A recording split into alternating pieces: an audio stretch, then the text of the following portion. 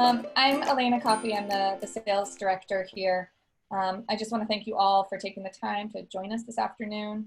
We're so excited to share our philosophy and some tools that you can use. And what we hope most is that you come away from this presentation with excitement for your own classes. We know it's a really up in the air start to the school year. Just a couple of housekeeping notes before we begin. I'll be sharing the recording of the webinar along with this slide deck and any resources that we mentioned throughout the presentation with you via email. So don't feel like you have to take notes and write everything down. We just want you to relax and listen and participate. And we do have a participation moment planned with that bit.ly link, and I'll post that again when the time comes. We've got a great group for you today. Jay Meadows is the Chief Education Officer of Exemplars. He's going to take the 10,000-foot view, share our philosophy, why we believe that rich tasks are so important and worthwhile during this time. Tina Henkel is the STEM Director of Norwalk Schools in Connecticut. Exemplars was integral in their remote learning plans this past spring. So what she's going to do is share some of the tips for embedding these tasks from an administrator's perspective. And then finally, Brendan Scribner is a 4th grade teacher from New Hampshire, and he's here to give you some on-the-ground tips for implementing rich problem solving in your own remote classroom. We hope to have time for questions at the end. If we don't answer your question live, we'll be sure to follow up with you afterward. I'll be using the chat feature to share those links, answer some real-time general questions. And if you have questions specifically for the presenters, we ask that you try and use the Q&A for that, and we can save those and go through and answer those at the end. So, Jay, it's your turn. All right, so let's see here. So good afternoon, everybody. And for those of you in Alaska, I guess it's still good morning. I want to get a little bit of a sense of the mood of everybody that showed up today. I'm going to launch a poll. And I want you to select from these 4 options, which picture sort of best represents where your mood is right now with teaching. So let's see, the poll should be launched now. Tina, can you see it? Yep. Great. Yep. All right, so I'm seeing results. I'll share these with you in just a few seconds. And I do have what I think is gonna be a winner here. All right, another 5 seconds. All right, it's a pretty close tie. All right, so let's take a look at the results real quick. So I think, as we can expect right now, there is a lot of questions out there, and we are doing a lot of building this airplane while it's in the air. We're trying to do things that have never been done before. So I want to celebrate all of you first as teachers and educators for all the hard work, everything that everybody's doing. And we're a community as educators, so I'm excited to sort of share some ideas and hear some ideas from other people. So I'm excited to be here. All right.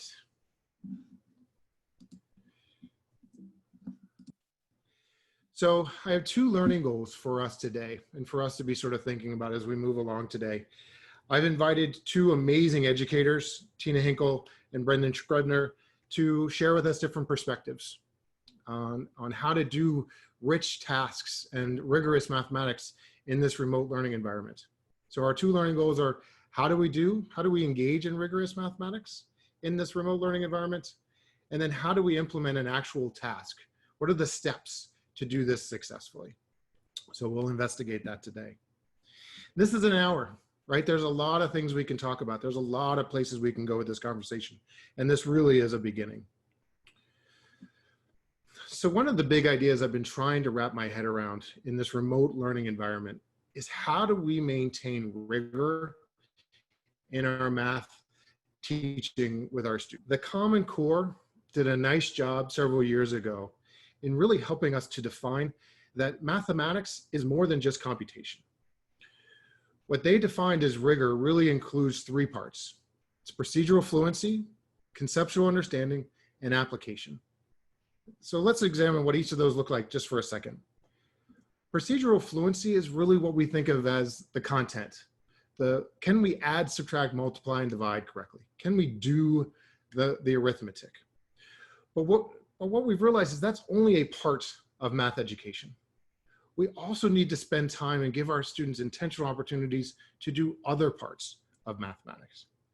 Conceptual understanding for me is the how and the why. Why do numbers behave the way they do? And in order for students to develop this conceptual understanding, we need to give them a chance to play, to investigate, to make sense for themselves, to develop their own invented strategies, to talk to their peers, share those strategies, and learn from each other. Those conversations allow for a deeper, richer understanding. One of the most important things it leads to is flexibility in our thinking. John Hattie and his visible learning helped us understand that those students who are flexible thinkers can hit that roadblock when they're trying to solve a problem.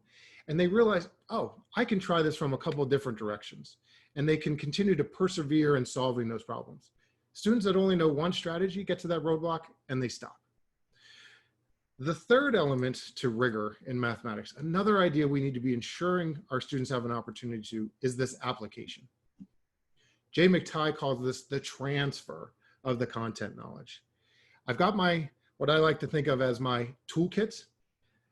The toolkit are the concepts. It's my content knowledge of arithmetic and algorithms. But I need to take that toolkit and apply it and use it and practice with it. So we need to create intentional opportunities for our students to apply, develop answers, and develop these rich solutions, which is what we'll talk about in just a minute. So one of the things that I think is really magical about a good rich task is they can do a lot of things simultaneously. We can hit a lot of learning objectives. So I want to show us an exemplars task. When I introduce an exemplars task in my classroom, I use what I call a 3-read strategy. The purpose of the 3 reads is A, to slow our students down. I want them to marinate in the problem. The 3 reads are broken up. Each step has a different objective. The first read, I'm going to ask my students, I'm probably actually going to read it aloud to them, but I'm going to ask my students, what's the story about?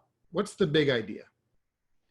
The second read, I'm going to ask someone else to read it for me. I'm going to ask for a volunteer. When they're done reading, now I'm going to ask them, what is the problem we need to solve? And I'm going to ask my students to write a problem-solving statement. That begins with an I need to, or the problem is. Then I'm going to read it for the third time, and I'm really looking for the information that's in the task that's going to help me solve the problem. And perhaps equally important, what information is not present in the task that I'm going to need to find myself. So we're going to use this bit.ly hyperlink here. It's going to take you to a Menti, and it's wanting you to fill in different ideas, different words, what I think of as learning objectives that we can engage in our students with when they're doing a task like this. So have a quick read, go to the bit.ly and fill in some thoughts, and it's going to generate a word cloud for us.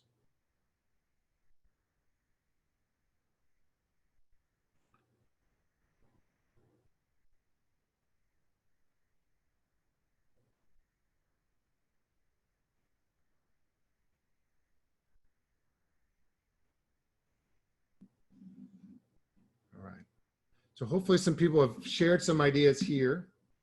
I'm going to take a look at our results and kind of see what's coming in. I'm going to flip my screen here real quick.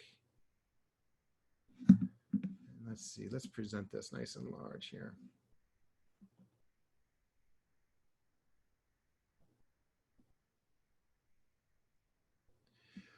So look at all of those different ideas that are coming in about one single question. I've got multiplication, I've got arrays, I've got area, but I've also got things like vocabulary, thinking mathematically. I'm looking at understanding. I'm looking at reasoning, close reading. It's a great one. Critical thinking. So for me, when I'm looking at one of these rich tasks, especially the exemplars tasks, there's 3 big ideas that I think are a valuable use of our time in a synchronous or asynchronous remote learning environment. I've only got a couple of hours where I'm actually going to see my students face to face, perhaps. So with one task, I can do close reading. I can read for understanding. Let's take a look at the task again. Great list, everybody. Thank you for participating.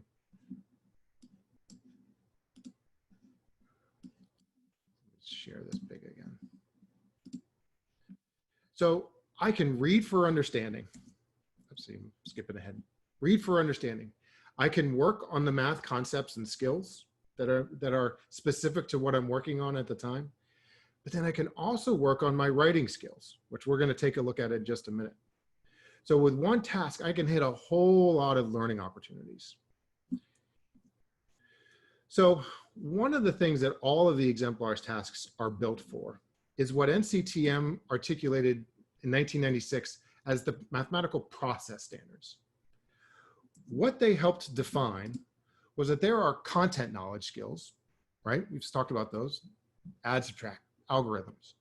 But there's also these habits, these activities and mindsets of mathematicians that we also need to practice explicitly. Things like problem solving, providing reasoning and proof. Here's my mathematical proof for the answer I've just gotten. Can I communicate my strategy, my thinking, my reasoning? Can I use the vocabulary that's relevant when I solve this task? Can I make connections between this task and other things in my prior knowledge that this relates to? Math is a web of concepts, and they all connect. As we have conversations intentionally with students about how all those ideas connect, their understanding gets richer and deeper. And also, I want to spend time with representations. How do I use a number line? How do I use an area model, a diagram? Even how do I use my concrete manipulatives to investigate and develop that conceptual understanding of the math embedded in the task? So these are the objectives of an exemplar's task. What does it look like? So this is an example of a fourth grade piece of work, an actual fourth grader's work. They've hit all of these ideas from the NCTM process standards.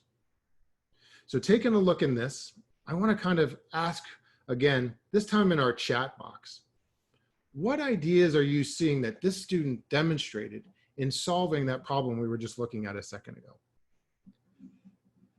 So I'm going to open up my chat feature here. Showing our work, communication, modeling, absolutely. Organization, right? This is learning how to write in a sequential way so that it makes sense to the reader. Reasoning, using a table. Using representations again, patterns, right? Joe Bowler helped us really understand the value of looking for patterns. Multi-step, verifying, critical thinking. All of these ideas, great ideas, everybody, are baked into one piece of student work, what we think of as the solution from a student. So if I've unpacked a multi-step task, and now I've asked my students to go further than just getting the answer. Now I want them to write a solution. All in this one task, I've got deep, deep learning, rich learning. Another thing that's really valuable about writing solutions like this is we talk about the importance of mathematical discourse. Think about the conversations that I can now have with my students. What if I showed this solution and I showed someone else's solution? Tina comes to the board or presents in this remote environment her solution. How do these two different solutions connect? How are they similar? How are they different? Does somebody have a more efficient strategy that I might want to focus on? So that now you have some really valid opportunities for these rich conversations. I heard Peg Smith say one time, rich discourse becomes with rich tasks. All right. So one of the ways we elicit these rich solutions is through the exemplars rubric. Exemplars has one rubric from grades K through 12, remain the same. Our 4 levels of performance remain the same. We have the same expectations year after year after year, and our students and our teachers get better at this every year. Another element that's baked into all of our tasks is this problem-solving procedure. If your students are doing an exemplars task, they should have 2 things in front of them, the task and this problem-solving procedure. hopefully in color, because the colors are really relevant. This problem-solving procedure is built directly off of the work from George Polya. 1945, 80 years ago, he articulated for us the problem-solving cycle. We turned that into this problem-solving procedure, and all of the expectations of our rubric, which is teacher-facing, is built into the student problem-solving procedure, which is student-facing. So you can elicit all of those ideas. Exemplars has created 800 different performance tasks that are all asking students to do this problem-solving cycle and this solution. All of them are built also for the use of the CRA, the concrete representational abstract progression. All of our tasks can use that model as part of the solution process. So one of the reasons we think that the solutions are so important is based on the brain research that we've been able to develop over the last few years through MRI studies. We can literally now see where learning activity occurs in the brain. And take a look carefully at where some of the things are happening. Arithmetic seems to happen in the posterior part of the brain. Writing happens again in the posterior, the lower posterior part of the brain. Problem solving occurs way up here in the frontal cortex. If I want to do problem solving with my arithmetic, I've got to make that connection, bring it all the way forward. My working memory, which is where I bring all the information stored in other parts of the brain to one part, that's where I work with information. So check this out. This is an MRI study of a brain who's been doing complex problem solving over a 2-year period. The pictures here in A are showing the parts of the brain that are activated during complex work. Here on the left-hand side, this is a novice brain.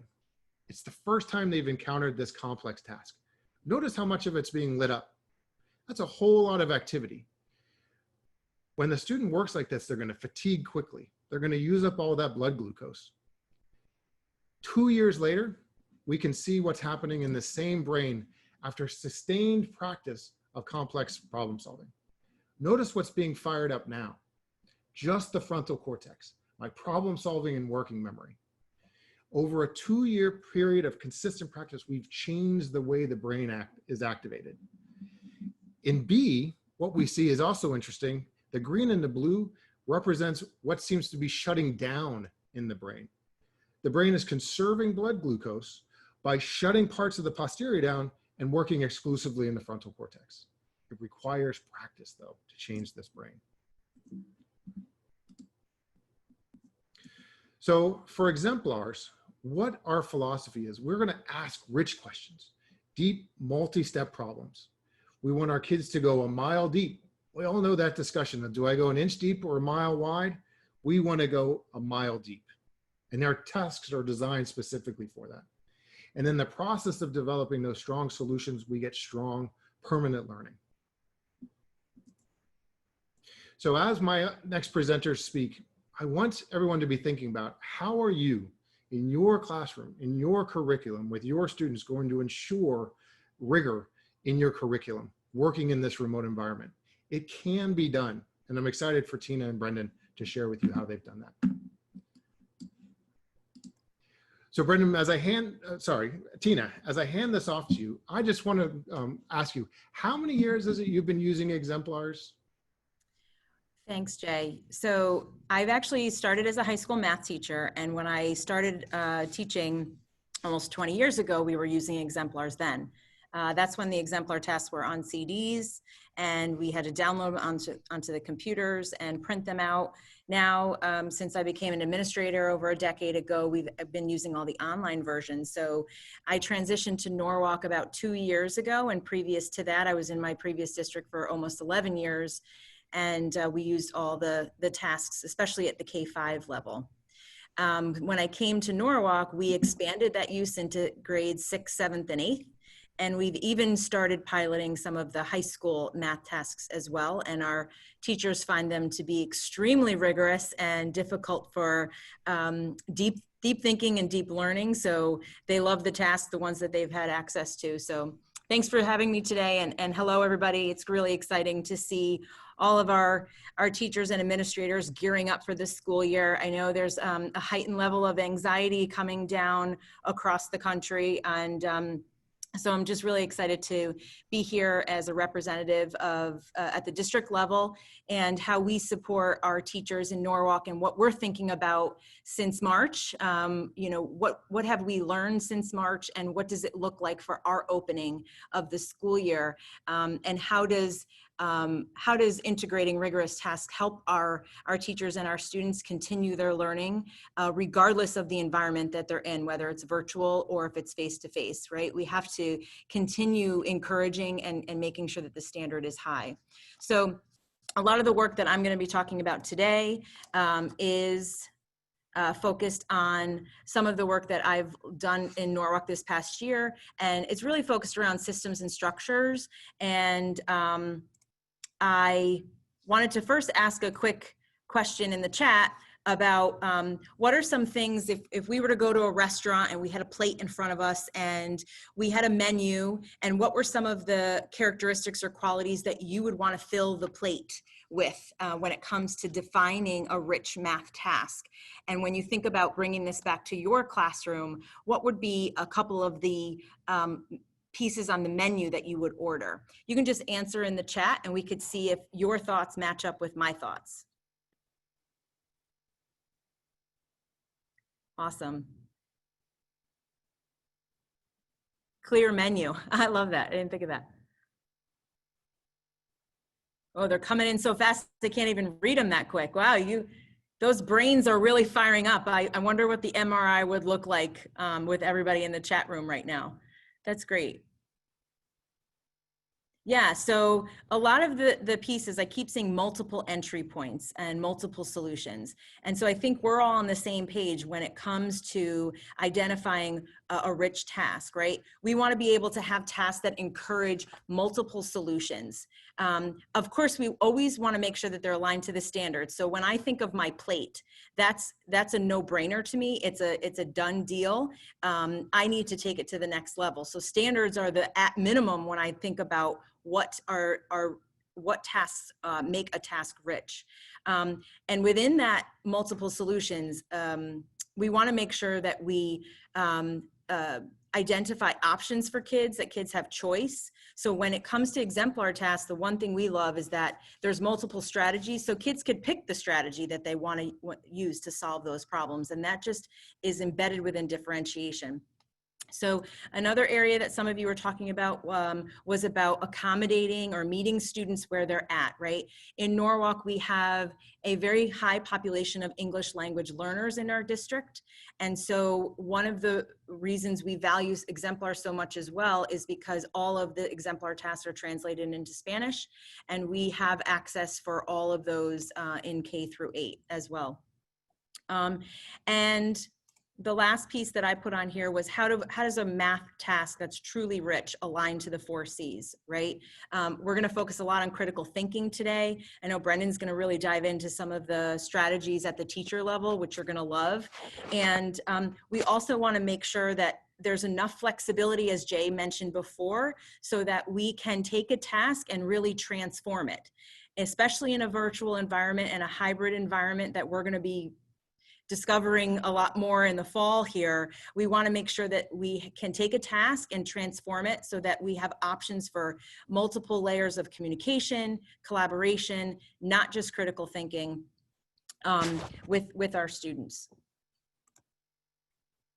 And everything that we do, as you all do as well, is all the decisions that we make when we define these tasks and write them into our curriculum is all focused around students. Everything that we do is student-centered, and we want to make sure that the ideas that they bring to the table are encouraged and we meet them where they're at. So when we talk about critical thinking, there's a lot of research out there.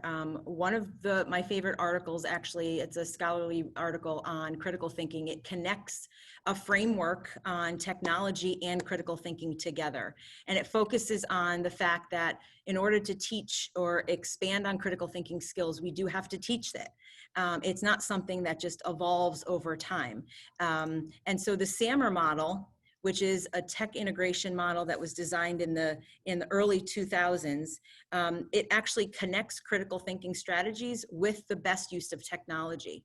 And so there are different tools out there that help you build upon a rich math task to make it more engaging and allow students to dive deep into critical thinking, communication, and problem solving. And so when we think about the SAMR model, we also want to think, especially now that we're moving into a blended environment, which tools could I use to attach to this task to enhance it more and make the kids engaged in the learning? So when you think of the continuum on the SAMR model, the lowest level is the substitution level. So you can take an example like with fractions, like on the board that I'm showing you here, and you can actually use a online tool that transforms the physical geoboard into something that's online. And as you move up the continuum, we look at ways to use technology tools to really redefine the learning and enhance the instruction. And the goal is to always teach above the line. So as we keep talking about, when we think about selecting a task, and there's so many to choose from on the web, on the platform that Exemplars offers us, there are some more explicit questions that we want to continuously ask ourselves. Does the task help learners construct the ideas that you want, aligned to the standards? Are there opportunities for frequent connections? Can you build a context around it? Are there opportunities for me to integrate feedback within my planning and my design? And then obviously we're always looking at the ability for that task to embed formative and summative assessments. How do we know that the student is meeting those standards? And so we do a lot of work with our teachers with the planning guides that are available to us. Jay mentioned in the beginning, using those tools to actually plan for instruction and make sure that all of the access points are reviewed with teachers, right? Some teachers may have solved the task on their own in a different way than other students do in the classroom. Having those strategies at their fingertips is critical when we plan. So when we started thinking about a structure and a system in place for the upcoming school year, we started trying to help support teachers around what would a day in the week of a math teacher look like in a hybrid model where there's virtual, asynchronous learning and synchronous learning, right? Independent learning when students are at home, because some students in Norwalk, half of them are going to be home. And then what do we do with students when they're face-to-face in front of us, and how do we plan for that? So when we think about an exemplar task that we embed throughout the week of planning, and in Norwalk, we actually identify and align each exemplar task to our units of study based on the priority standards. We actually map those out for our teachers. Not only do we map them out for summative exemplars, but we also map out the formative exemplars as well, so that teachers have a little bit of a guide around which tasks would flow the best within the unit of study. And so when we think about the planning that goes into it before, I think about it in two ways. One is, how do I plan for the students that will be virtual in an asynchronous environment? And how do I plan for students that will be live in front of me? And so there's a couple things that I always want to make sure that we talk about. One is that there's opportunities for kids to actually discover the learning in a pre-recorded video, where we can actually record some of our thinking and our preparation for students before they even arrive or before they even join the lesson on that first day.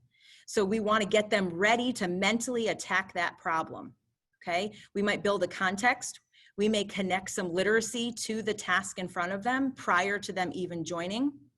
And we want to make sure that when we plan for the week, the 5 days or the 10 days when we plan, that we've embedded enough time for them to think, right? We don't rush through. We make sure that there's opportunities for them to think independently, think with each other, and think with the teacher.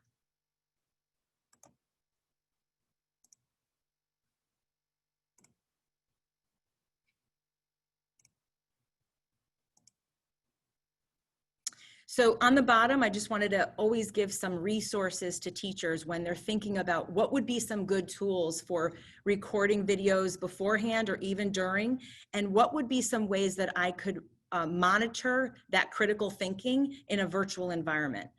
So you may have heard some of these. Loom and Vimeo are awesome tools to be using for pre-recording videos or even throughout the week. And students can use these too. So when we think about collecting feedback throughout the week, we want to also encourage students to do the same. And then whiteboard.fi is an online tool that's free and allows you to watch live thinking going on in the classroom when you pose a question, and you could see all the students drawing, annotating, typing right on the screen live as they're working. It's really an awesome tool. So what do we do during the week? And so some things we want to talk about and make sure that there's a structure in place for is multiple opportunities to give feedback to students as they're working. And this is not just when we're posing for, when we're presenting exemplar tasks, but it's good practice in general, right? When we're explicitly teaching concepts and skills, we want to make sure that there's multiple touch points to give feedback to students and for students to give feedback to each other. Obviously, posing questions helps encourage critical thinking and perseverance, as we talked about earlier. And also, we want to make sure that we give multiple opportunities for kids to submit some of their work and gather feedback before moving on, and we expect them to submit a final draft. Some tools that I find them very helpful during instruction. Oop. Sorry. Oh, there we go. I'm not sure if you're familiar with Kami, but Kami is an annotation tool. It's a Google extension that you could actually download on your desktop, and you can use to upload PDFs, and you can actually make annotations right on the screen. Nearpod is another interactive tool. Let's go back. Wasn't done on that one. Okay. Nearpod is an interactive tool to engage students, and there's tons of activities that you can weave into a Google slide deck and make it your own. The nice thing about Nearpod is that you can actually track the data. So when it comes to participation, it gives you a report at the end. Flipgrid allows you to record students. So as you're coming back and expecting them to explain or communicate their thinking, you can use that for a recording. There's a whole slew of visual simulations that I also think are critical when we're teaching mathematics in this new environment that we're going towards, and that's Desmos, PhET, Gizmos, and GeoGebra. And the last one I wanted to show you real quick is Jamboard. Many of us are part of the Google schools, and Jamboard is an extension or an app right in the Google Suite. And if you haven't used it yet, this is a great simple extension to actually transform an exemplar, which is what one of our teachers did, and provide them with virtual manipulatives right on the screen so they can actually draw and annotate and explain with the different strategies that they can use when they're solving exemplar tasks. And the best part about it is that they can share it back to the teacher, and they can actually, you as a teacher can watch all the different ways that they're solving problems. So this is another blended delivery model that many of our teachers are asking about. We know that moving into the fall, we're going to be combining asynchronous and synchronous learning. And we want to make sure that we recognize that we need to start out instruction with a whole class model, break it up into smaller groups, and what would it look like for the asynchronous group and the synchronous group, the students that are working virtually and the students that are working face-to-face. And then finally, you know, the whole class share out at the end. These are all opportunities for us to enhance the learning, provide critical thinking and feedback, and communicate with each other. Does my screen look like there's a screen seems to have, there it is. I'm seeing the blended delivery, Tina. Yes, okay. And then finally, what happens after instruction? Many of you have used some tools like Quizlet to confirm that you can use as an assessment tool so that you can regroup and group for the next week for small group instruction. And also we want to ensure that vocabulary is built into our week. And we can gamify that by using some of these simple apps that are easy for students to use and creates a new layer of learning for vocabulary, so it's not so boring for students. And then finally, one of the things I think is important as we start planning is the ability for students to start collecting their performance tasks and their thinking. And Seesaw and FreshGrade actually have digital portfolios. And so I think it's a great opportunity for kids to reflect on their learning at the end of the week and actually curate some of what they've done and pick their best, most proud pieces of work and save it. And then when it comes time to conferencing or come time to actually sharing out with their small groups or with their teacher or their friends, with their peers, they have something to look back on, and it's all shared and saved within a digital environment. And so we always want to try to use some of the, one of the pieces of the rubric is making connections. And for our teachers, this is an area that we're always looking to make better and enhance, because we know that when you start to make connections in the learning, that's when the extension and critical thinking truly happens. And so one of our goals this year is to see how we can, beyond just this, the question and answer of making connections and the extension and saying solve it another way. We want to expand on that this year and actually use the virtual environment to our advantage. And we want to see if we can actually connect with other students. And this is so great that there's so many of you from across the country that we can actually start connecting our own students with your students. And I would love to see how some of our students think critically and how they solve problems with your students. And so this is actually a tool that connects classrooms together. And whenever I have these grandiose ideas, I always kind of reach out to Jay and say, what do you think? And so we're going to make it happen, I'm sure. And then my last piece too that I wanted to try to offer to all of you, because as we know, we're moving into this uncharted territory. We might have a lot of anxiety. Just some, oops, what happened there?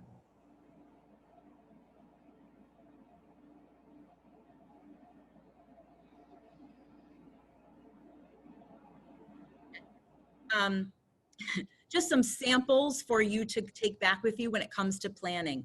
Just synthesizing everything I mentioned when it comes to before, during, and after planning. What does the week look like for a teacher when they're teaching a 60 to 90 minute block in mathematics, especially at the secondary level? You know, it takes a lot to manage, and Brendan's going to really dive deep into some of the strategies when it comes to actually implementing within a classroom setting.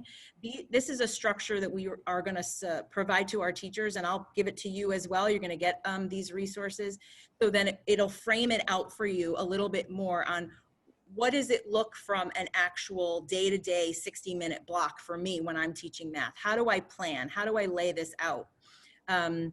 And in addition, I just want to call out some additional resources that you have for you. When we're talking about before and engaging the learning for kids, Exemplars has some really cool engagement prompts.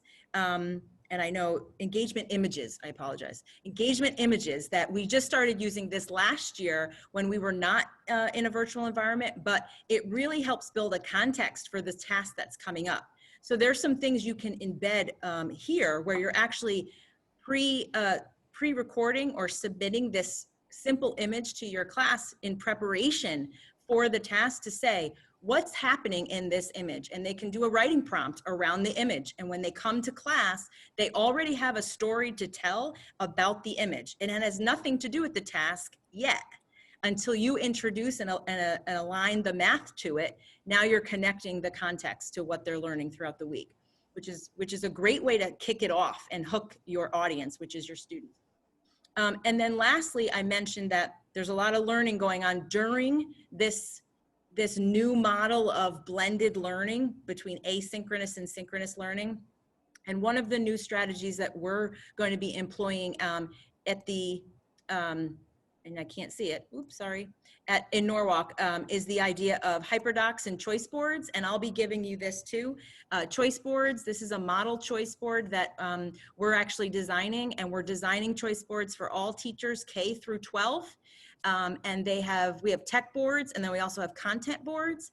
And this is how we're gonna start off our school year, with the first 2 weeks where students have choice boards that engage the learning and connect the technology. And we'll give you a sample of that too, so that you can use it as you wish. So Brendan's really gonna dive deep into some classroom ideas as well.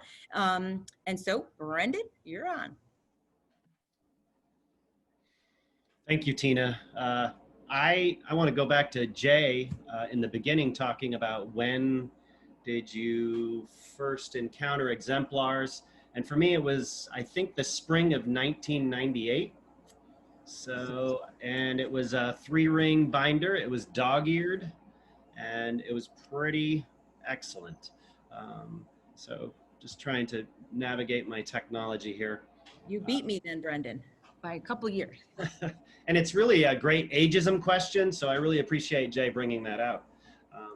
You're very welcome. Here I am, so thankful that so many people are here today to listen to us talk about rich math tasks. And I'm here to talk about my experience as a 4th grade teacher in Hanover, New Hampshire. I have been teaching in 4th grade this will be my 21st year, I think. And my hope is to always position students as mathematical thinkers, doers, and sense makers. And what I want to share with you today is sort of my menu. This is how I want to let my students eat the math. Discourse has to be rich, and it has to be student-owned. Students are at the center, as Tina said, and I want to build a community, a culture of problem solving in the classroom. And exemplars, for me, allows me to do that because they take a tremendous load off by having this 800 problems at my fingertips sorted by domain with resources. So I can focus on the teacher moves. The teacher moves that I'm particularly fascinated with and have come to really enjoy in my teaching career are embedded in the teaching practices. So by looking at the NCTM teaching practices, I can see that facilitating meaningful mathematical discourse is a priority. It was John Hattie who said, if you're talking all the time, how can you hear the impact of your teaching? So again, I need to stop talking, and you can imagine that might be hard for me to do, and listen to my students. And by listening and positioning myself and positioning them into talk situations, I can make the task much richer.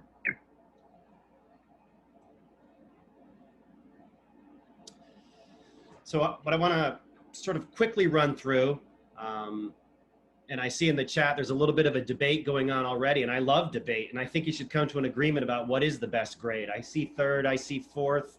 I'm going to vote 4th.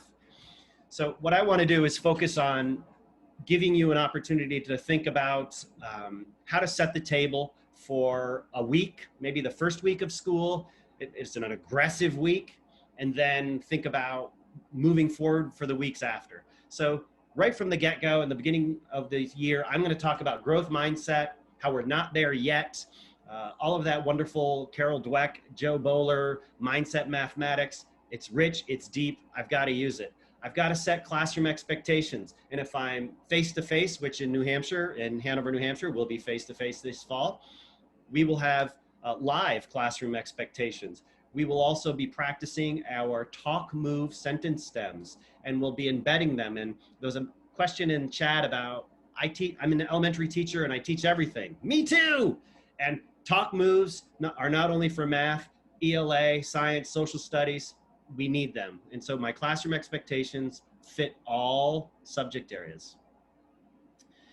It's really important for the listening part of me to elicit student thinking in a variety of ways. So I can't just rely on what they're drawing, their representations. I need to see and hear other things. Within my first week of the school year, we also will do a Google Classroom introduction. Tina shared with you so many possibilities, and I know I get overwhelmed as a classroom teacher when my administrator says, here are the 47 ways that you can elicit student thinking. Select one, keep it lean, go lean on your menu. And so for my classroom, it's the Google Classroom, and we need to leverage Google Classroom as best we can in order to document student thinking and engage the students. We use Zoom and Google Classroom. So first week, we're reviewing Google Classroom. We're taking a look at, in my Zoom meeting, there it is on the screen. What does my assignment look like? It's an exemplars task, insects on tiles. It's got a due date. There's a rubric. There's a link. And then there's that magical 4-corner talk planner. I can't wait to get to that 4-corner talk planner. So again, first week, I am starting to look at Google Slides. So I've got a little image here of the Google Slides, and we were going to have the teacher facilitated rich task in exemplars is going to be my problem. We're going to be reviewing talk moves, and we're talking about classroom expectations. And I need to provide a space for my students to share their thinking. So here I am remote. I'm sitting at home right now. You're out there. There's hundreds of you. And how do I get your thinking? By setting up a Google slide presentation and a 4-corner talk planner, I propose small group work. I have found that when I'm Zooming with 18, 20, 22 people, one person's talking and a lot of people are waiting to talk. So if I can put my students, I can position them into a 4-corner talk planner. It's a shared Google Slide document among my entire class. We have 4 students per slide. I can have the slide deck open and I can watch what my students are documenting for their student work. So all in week 1, we're previewing the 4-corner. And a really important part, and I'm going to talk about it a little more, is facilitating those group breakouts. So in Zoom, I utilize the breakout room feature. The breakout room feature allows me to send students to small groups to have small group conversation and then come back whole class at the end. I have found in the beginning of the school year, I need as many adults possible to facilitate those groups. If I can't get my colleagues to join me in this collective mission, then I will schedule my groups over the course of several days. And I will have one group for 4 students, another group for 4 students, another group, and another group until I've met all my students' needs. Really important part of facilitating the group breakout in Zoom is that students and teachers were discussing ideas. We're not talking about a person. Hey, Brendan, that idea wasn't a good idea. Not something I want to hear in a breakout. Instead, it's, hey, I really appreciated that idea. Let me piggyback and think more on that. So again, week 1, we're going to Zoom here. We're going to have a growth mindset, classroom expectations, talk moves are being practiced. And by the end of the week, we're starting to think about whole class debriefing of our agreements in our 4-corner talk planners. And we're also updating our talk moves and expectations because every year they seem to be a little different depending on who my clients are in my classroom. So as I think about 1 week, I have to start thinking about what's next. And I want to set the table for the first month. I've talked about week 1. It's a lot. Mindset, expectations, talk moves, breakout room protocols, and how to debrief. So in week 2, I'm just going to layer in yet another exemplars math task problem to unpack. I'm going to continue to reach out to my colleagues and find those folks who can help me out. So let me backtrack. Here I am first week, classroom environment. Zoom is what I'm using. So I need expectations. My expectations are students make a contribution. We ask questions. We treat each other civilly. A novel thing in our culture. We have ideas discussed, not you. We agree, we disagree, we explain why. So lots of purposeful discourse. And I really hope that everyone's an active participant. And within Zoom, there's a great debate.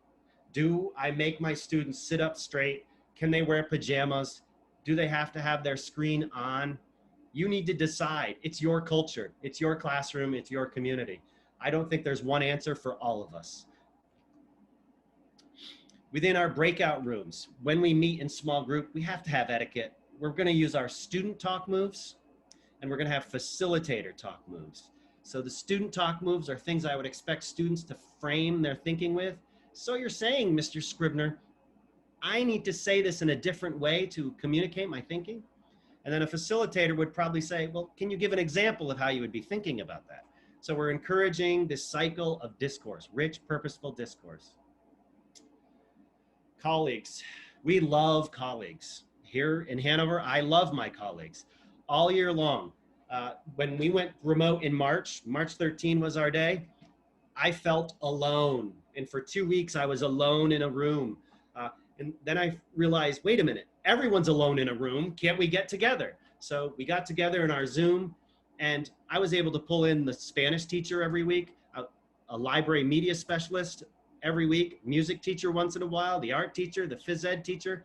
My educational assistant came every day to every meeting, invited the principal, invited parents, invited community members who had specific interests. I had a Dartmouth professor in every week in a 1 hour Zoom with my entire class. It was quite fabulous. All I had to do was reach out. They were home too and alone. They wanted somebody to talk to. And if you're really awesome, go out and grab your superintendent. So in our breakout room, we have to have roles. I can go in with 4 students and just say, we're gonna have a conversation. But if we have specific tasks that we're trying to accomplish, there's identity, there's agency, the ownership for the student. So I've arbitrarily assigned a timekeeper, someone to keep us on task. We only have about 10 or 15 minutes in our breakout, and we need to be productive. A note taker, someone who's actually typing in the document for the group.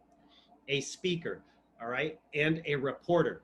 Now they're a little different, and you can code them the way you want. When you get this document, you can choose what your roles are. But my speaker and reporter, one person's using talk moves, the speaker, and then the reporter reports out to the whole class in our debrief. And those roles should change, can change. And as far as grouping your students, you should really think about keeping them together for at least a week at a time, if not longer, but definitely do shuffle them up and build your whole class community. My facilitators are there not to give answers, not to give solutions to rich tasks, but to pose questions. And I'm gonna have conversations because some adults, they always wanna say, the answer is 17 and don't you see it?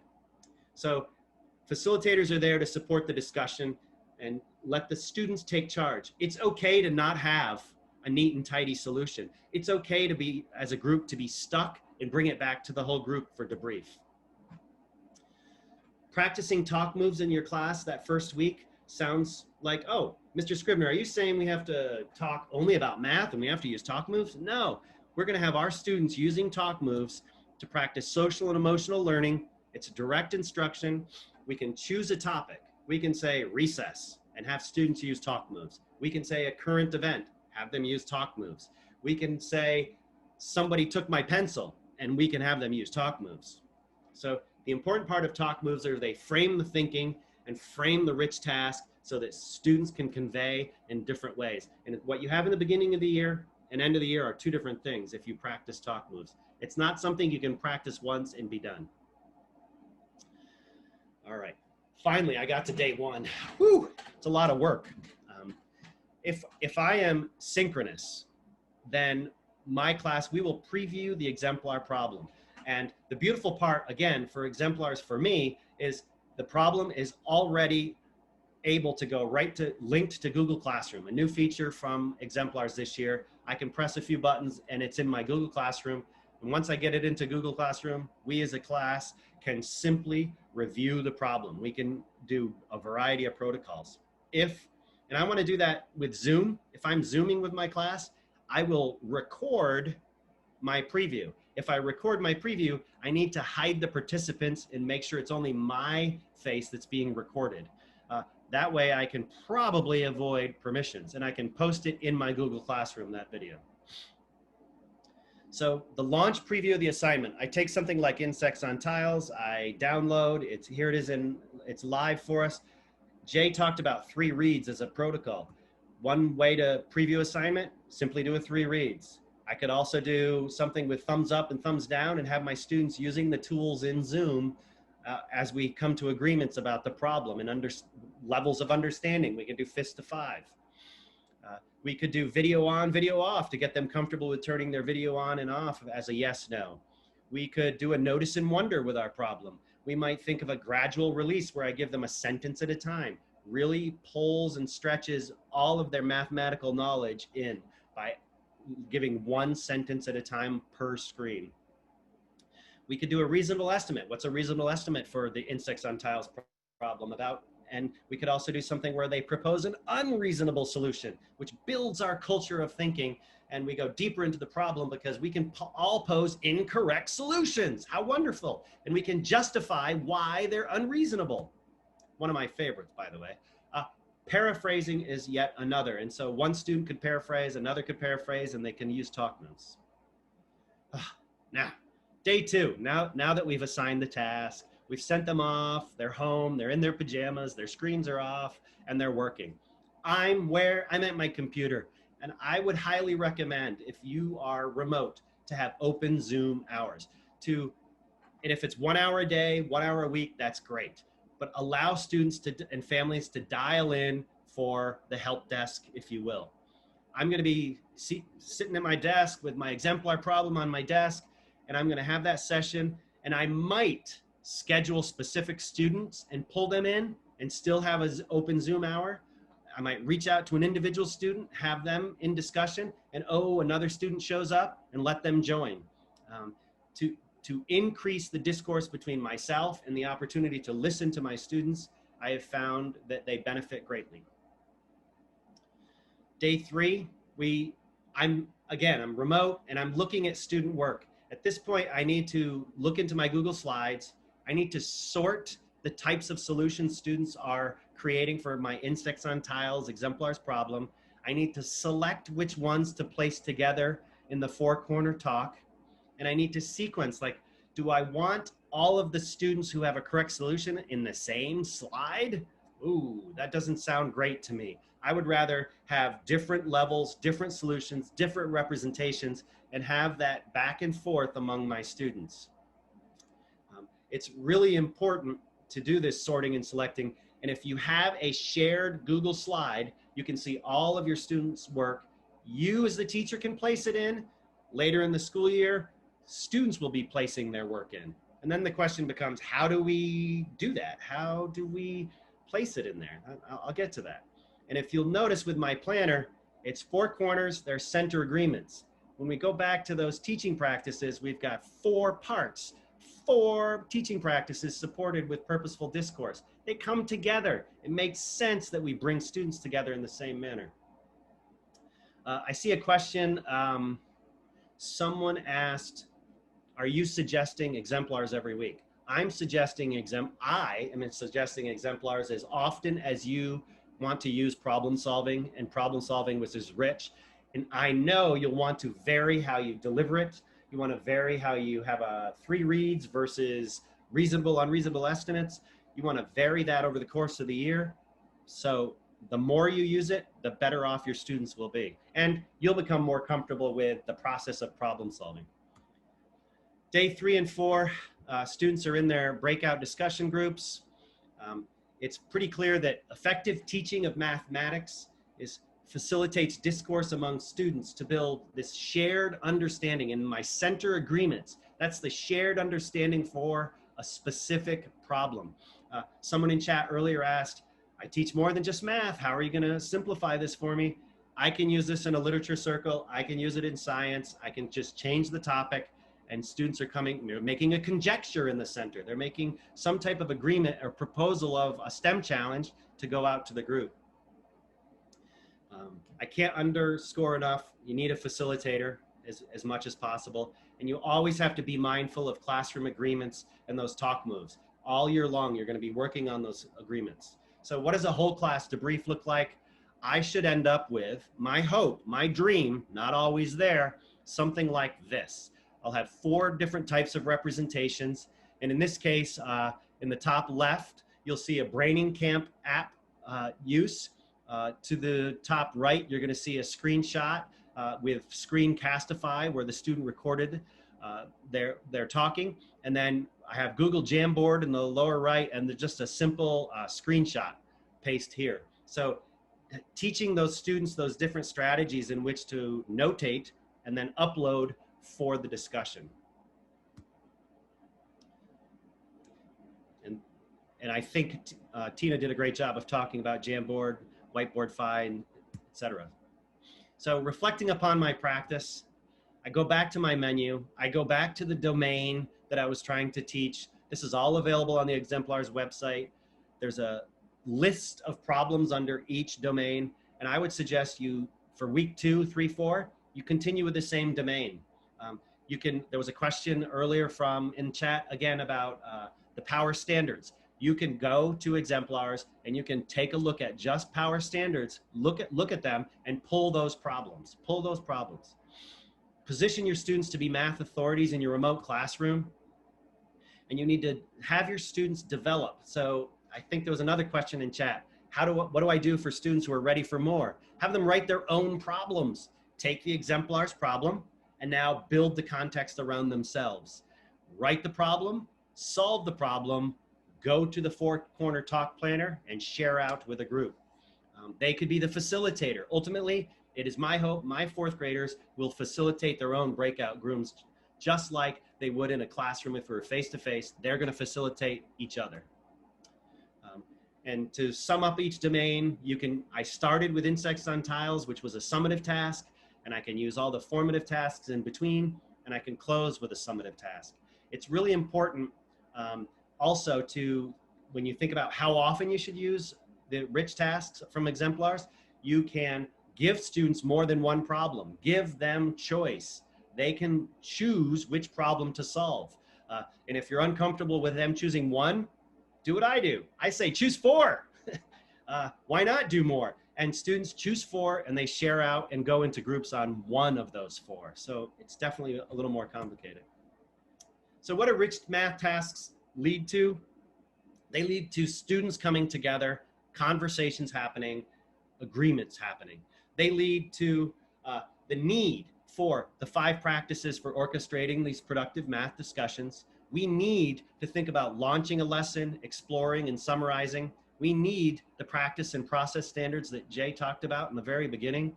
We need to think about changing the way we instruct to a rapid release. You do it, we do it together, and then I at the end. So my debrief is when I finally come in with my annotating. And last, the NCTM teaching practices are the actions that every teacher should be taking. I'm wagging my finger. Every teacher should be utilizing teaching practices every day, every week. And what is that going to end up looking like? Some really cool gears. And so we end up with an empowered mathematician. And that's my hope. That's my dream. And that's all I've got to say from Hanover, New Hampshire. Brendan, you're the best. Thank you. Thank you very much.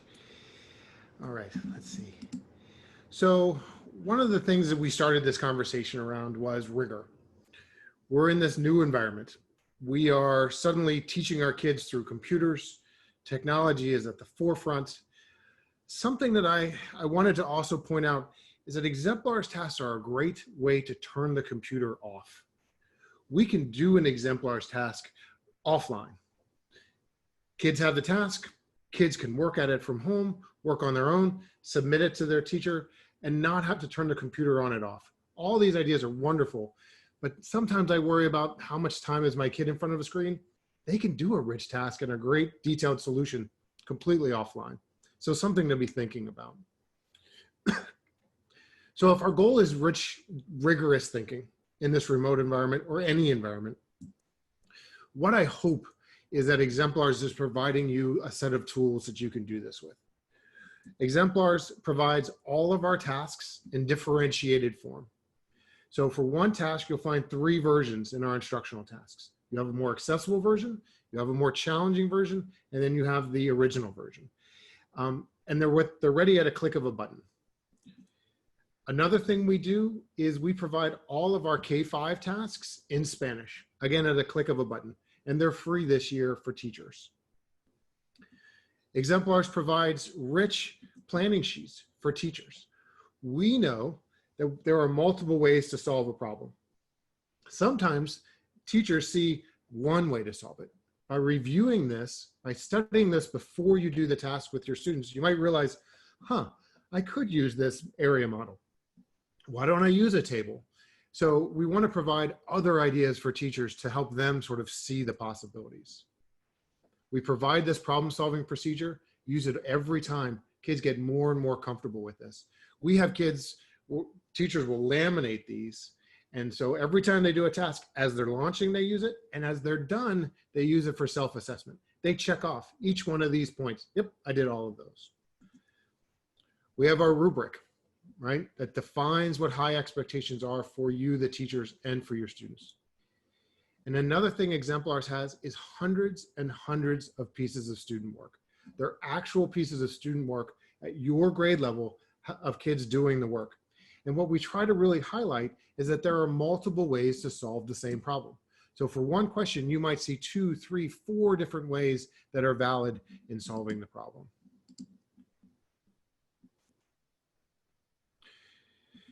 So I hope this has been helpful. I hope we've answered some questions. I hope we've created some questions for you. Exemplars is here.